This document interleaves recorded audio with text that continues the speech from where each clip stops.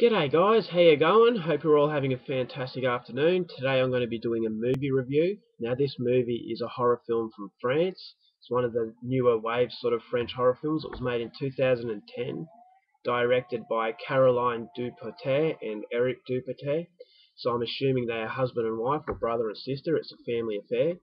And the film that I'm talking about is In Their Sleep. Now, In Their Sleep is about this woman. She has recently lost her son under tragic circumstances. We see that's the first scene in the movie is her son's death. I'm not going to give it away, but it is very tragic and very traumatic for this mother, as you would expect. So the film cuts off from that scene and fast forward a few years later. And she's still struggling to come to terms with her son's loss. She's a nurse and she's working at this hospital. She gets her medication for one of her patients wrong, and this is where the head nurse basically tells her that she looks like crap. She really needs help. She needs to talk to someone about her problems, and she needs to have a few days off because it's wearing her down. And you can see from this point that she's looks like she hasn't slept in ages, and she's really struggling. And this really does create a sort of sympathy for this female character with limited sort of character development. So that's a real plus for the director to create this much sympathy for a woman that we don't know all that much about. So she ends up going home after being told that she can't come back for a few days. She's driving home and she comes to this lonely stretch of road and she's basically thinking about her life. And this is where this young guy comes up on the road and is waving the car down. He needs some help. But she doesn't see him in time and ends up hitting him with her car. So she's freaking out. She thinks that he might be dead. But to her relief, this guy is alive. He's just very bloodied and he's injured, obviously. He ends up hopping back to her car and he tells her that he just interfered with a burglar in his house and there was a fight and now he's running away from this guy. So she doesn't know too much about these problems and doesn't know too much about this guy, but she knows enough to know that he's terrified and he needs help. So basically he goes into the car with her, they drive back to her house, and meanwhile they're being pursued by this guy who is after this young guy. That's as far as I go with the story. As the movie progresses, the night unfolds, and yeah, I'm not going to give anything else away. It is a film that has a lot of plot twists, so I'm not going to give a detailed description of the synopsis. I don't want to ruin the experience for you, but that's your basic sort of storyline. It's your basic plot.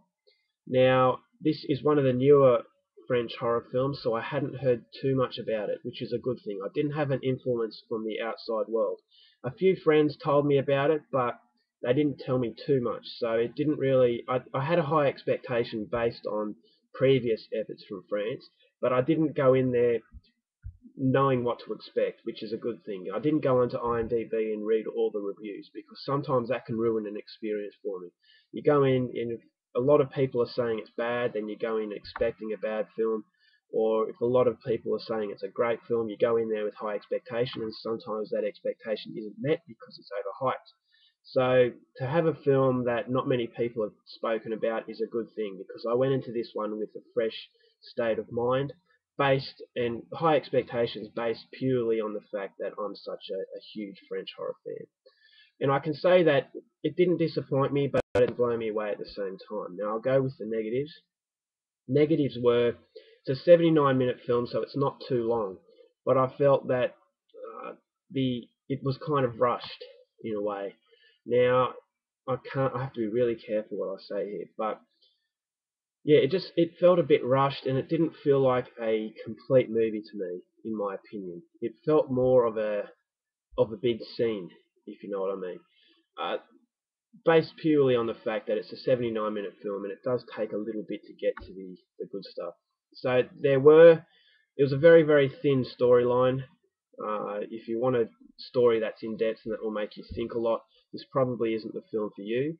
And it has a very predictable sort of twist to it, which is unfortunate as well. There was actually one twist that I didn't get, but the main twist I kind of got straight away. So it didn't really make an effort to hide that twist, which could have been a deliberate sort of ploy.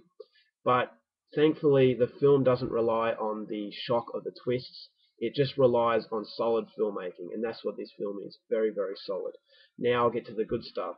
So as I said, a solid film. The acting was great.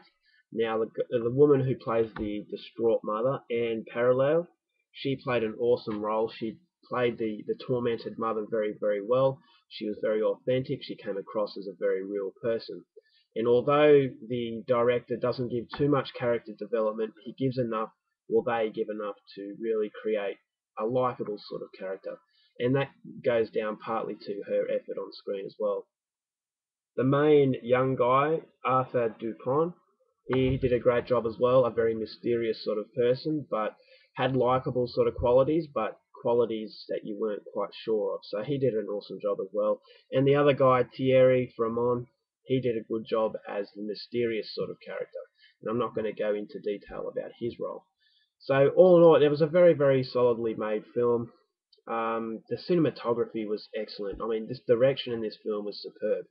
The soundtrack, mixed in with the haunting atmosphere, gave a real feel similar to that of Inside and Martyrs. Now, Inside and Martyrs is much more extreme than this film, but this film carried the same sort of dreaded atmosphere. At no stage of this film will you feel good about yourself. There is no happy sort of moments. There are some incredibly disturbing scenes, especially one in this film.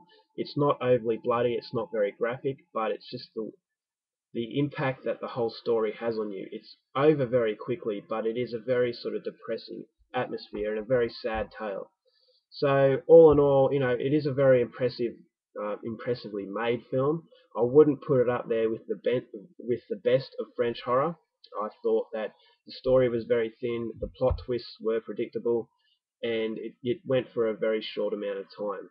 So people with low attention spans will appreciate that.